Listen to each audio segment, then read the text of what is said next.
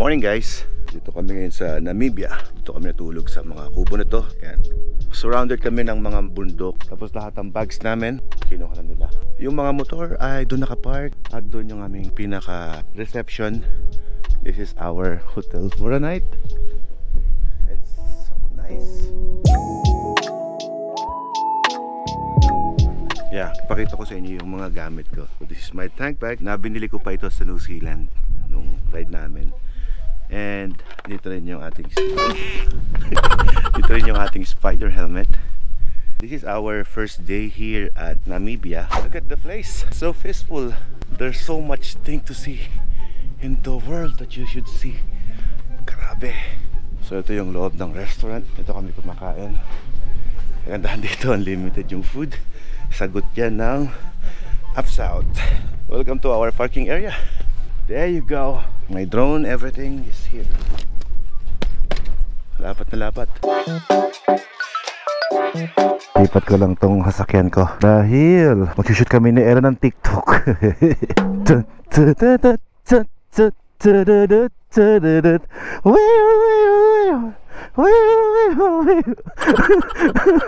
Alfred Watermax BMW. Good morning guys. This is our first day here at Namibia. Sarap ng tulog ko dito. Ang lamig. Oh, so lamig.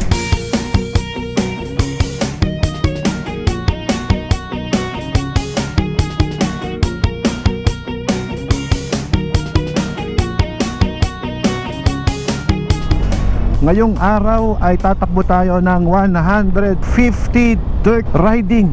Opo, mas mahaba po ang dirt ride ngayong araw. At medyo technical yung mga dadaanan namin. So na-expect namin na may mga blind spot daw. Kaya slow down tayo sa mga blind spot sa video ito. Nakukuha ko yung mga informasyon na ito dahil sa bago kami mag-take off sa aming mga rides ay mayroong riders briefing. Legit yung ating mga pinagsasabi. The weather is freezing cold. Nagpalit din ng tour guide tayo. Si Werner ngayon ay nasa pick up na backup natin. Si Isaac naman ngayon ang nandyan sa harap natin. Left turn tayo. Totoo nga na 150 kilometers dirt road to.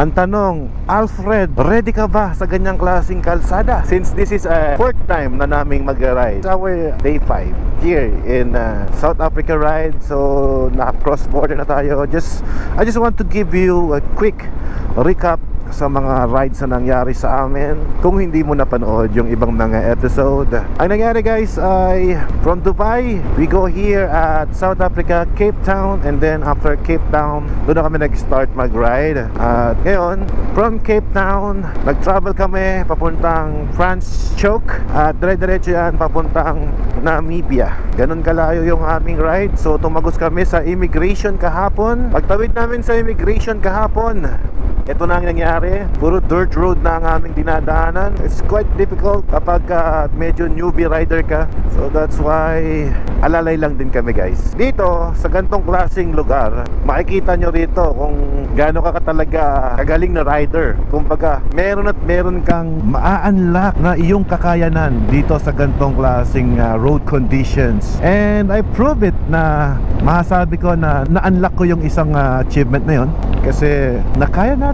Diyan nga napipil ko din sa ride na to kung gaano tayo kaliit. Napakalaki ng mundo. Kung sa atin sa Pilipinas ay we are 121 million population, dito sa Namibia ay mayroon lang silang 2 million population.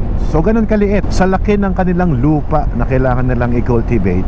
Just try to imagine that. Yung sinabi ng Diyos na humayok at magpakarami, hindi pa nangyayari dahil marami pa tayong dapat i-occupy.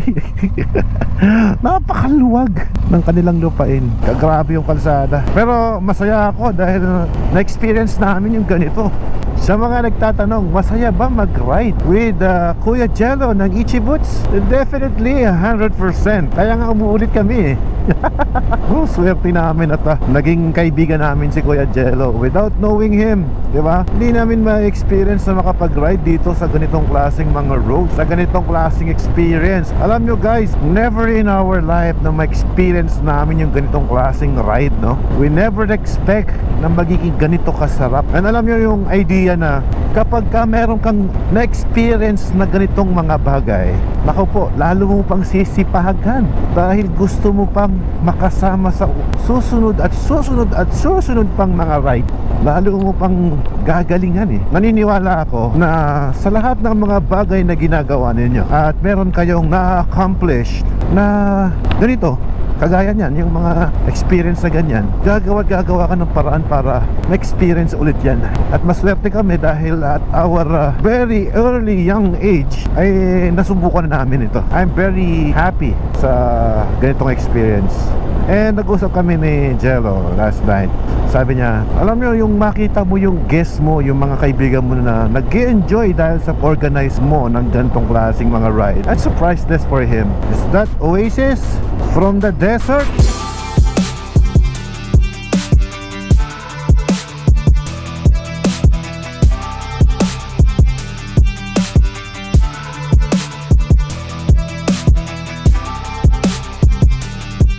Stopover lang kami dito sa second to the biggest Grand Canyon in the world. And now, pupunta kami sa Kleinhaus Vista. That is our second destination. Let's go guys. We just travel around the 20 kilometers rides. We're heading back. Ko alam kung saan kami papunta, pero pabalik kami ng aming ruta. Pinuntahan lang namin yung pangalawa sa pinakamalaking Grand Canyon in the whole world. And then, let's ride again. Guys, napakalamig, no? Sabi nila medyo mawawala daw yung lamig after ilang oras pa ng ride natin. Doon pa kami sa pinakadulo. Mabuti na lang guys, hindi umulan. Kasi kung umuulan, nako, I think medyo mas madulas to kapag basa. It's very unusual naman daw umulan sa lugar nila. And kapag umulan dito, blessing yun sa kanila kasi dry land talaga yung lugar. Pero meron naman silang mga deep well sa ilalim. Okay, bumalik lang kami doon sa pinanggalingan namin kanina. So kaya pala may bayad kasi yun yung pinaka one of their tourist spot here. Yung Grand Canyon pala na yun ang dinadayo nila dito.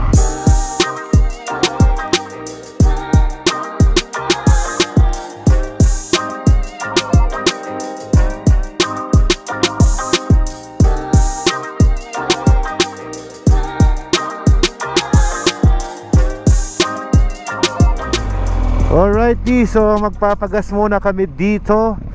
At syempre magdidikit na rin ako ng aking sticker. Guys, kung makakita nyo yung lugar, kala mo yung ano, parang napunta sa lugar ni Lightning McQueen. Ganun yung itsura ng lugar niya, oh. Ayan si ano, yung humihila kay Lightning McQueen, yung tow truck. Practice sila dito, GS, oh. Oh.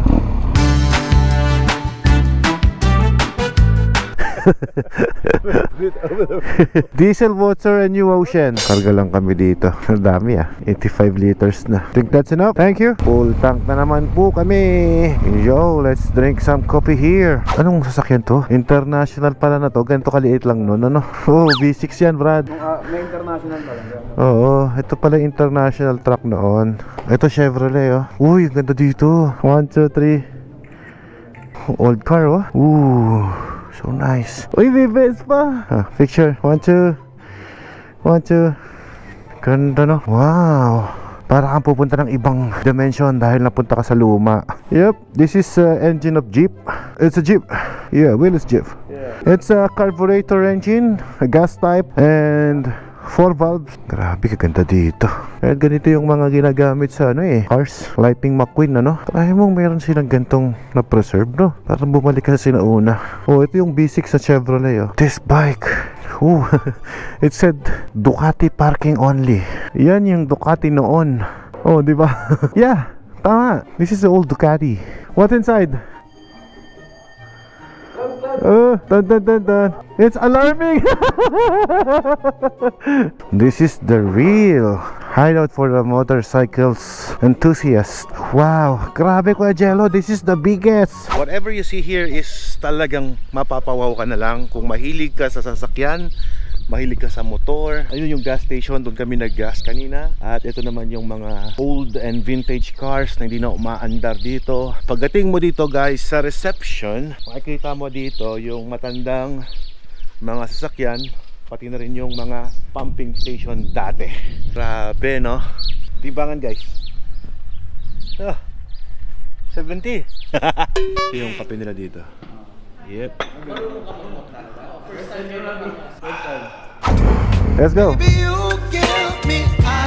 think tumatakbo na kami around 50 kilometers away from dun sa pinuntahan namin kanina. And at least 100 kilometers away. Yan, nakakit kami sa mataas na yun. Hindi ko lang alam kung ma-appreciate sa video kung gano'n siya kataas.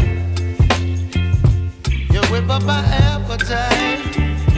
Don't leave me here high and dry. Oh. Just a wild guess, sa 100 kilometers pa to na puro off-road. Mabuti may back ride ako, kasi kung wala akong back ride, kailangan ko yung bigat sa likod, mag-lean ka backward para hindi mag-slide yung front tire mo. Speaking of, dito sa experience namin sa ride na to, I think kanya-kanya kami ng experience na mga kasama ko, kasi depending on how comfort yung experience mo dito or not. Pero I could say this is 100% nakakaibang experience, once in a lifetime experience na hindi namin malilimutan. So kanya-kanya tayo ng level of enjoyment sa buhay, o diba? So sa mga gustong matry din ito, kontakin niyo yan si Kuya Jello Roa ng Itchy Boots.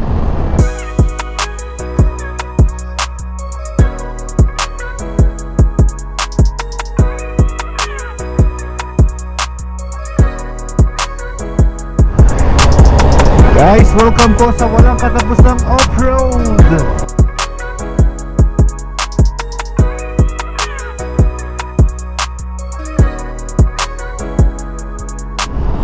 Nakuha natin ang 120 kilometers ride off-road. And now, meron pa tayong 30 kilometers ride off-road. At pagkatapos nun, kakain na tayo. At after kumain, on-road naman. Hindi na off-road. Ay, gumaling na ako sa pag-dirt bike dito.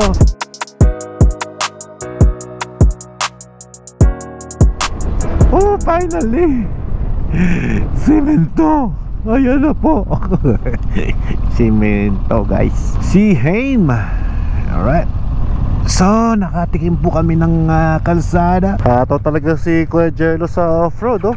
Hindi maabutan ng backup vehicle. Balik natin muna sa road. Kagandaan dito sa BMW, no? Pwede kang magpalit ng control mo habang tumatakbo ka. According to our tour guide, 20 kilometers away na lang kami mula doon sa aming pinag-selfiehan. Kakain na kami. Ayun yung aking favorite subject dito eh. Kakain. Fishing River camping site. Off-road ulit. Off-road.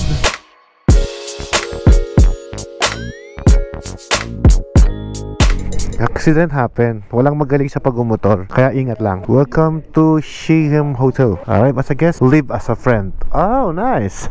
Oh, it's already prepared. So ito yung lunch namin ngayon. This is mine? Okay, thanks.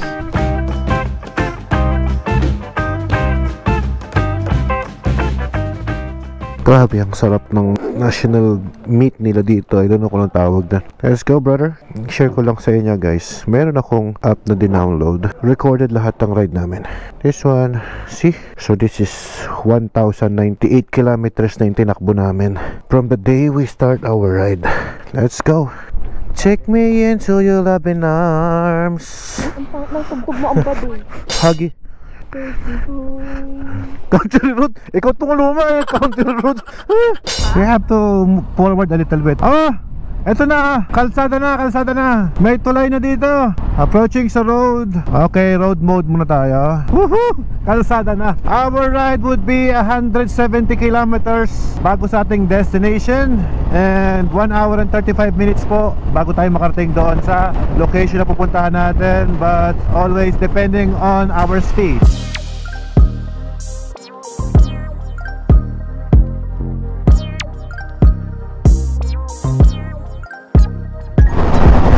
Hour and 30 minutes lang pala ang biyahe. 161 kilometers to ride.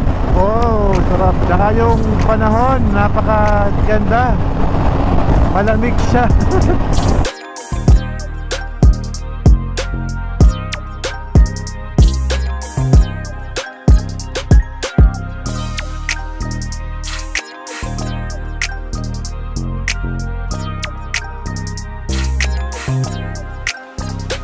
Distance namin ay 31 kilometers away doon sa aming hotel.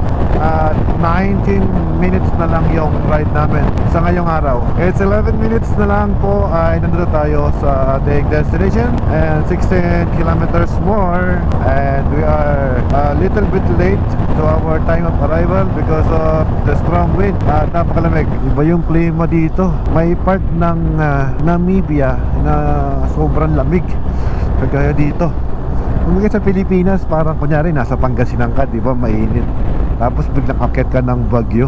Aroy! Pero yung lamig niya ibang klase, yung parang freezing cold talaga eh. Yung nanunuot sa balat mo yung ano, yung hanggang buto yung feeling mo yung lamig. I think malapit na tayo. Grabe. Yung kamay ko kahit may heated grips, ang sakit. Parang may frostbite. Kahit na malapit na, suotin ko pa rin to. Nilalamig ako. Mahirap na, baka magkasakit ako. Prevention is better than curing. Alfred, always remember that. It's your first time you experience this?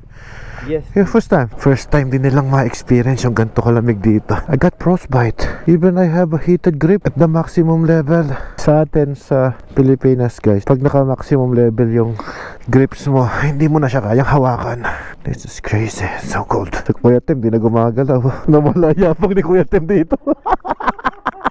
Mabuti na lang, nasuot ko na yung kapote ko. Hindi ko na masyado ramdam yung lamig. Ay, anak ng kapote oh.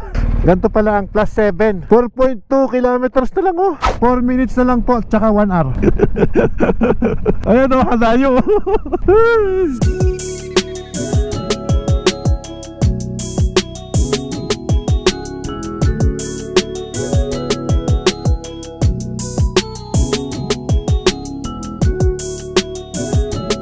Ay, finally we're here. Okay, let's go. Sa aking naririnig sa pop talk, mukhang mahirap yung nakit nila. So, ito yung nakikita ko sa Google, yung horseshoe na sikat na makikita mo dito. Swimming pool na shape niyan. Sigurado may kabayo sila dito. Umuulan pa. Okay na ako, nakita ko na yung horseshoe.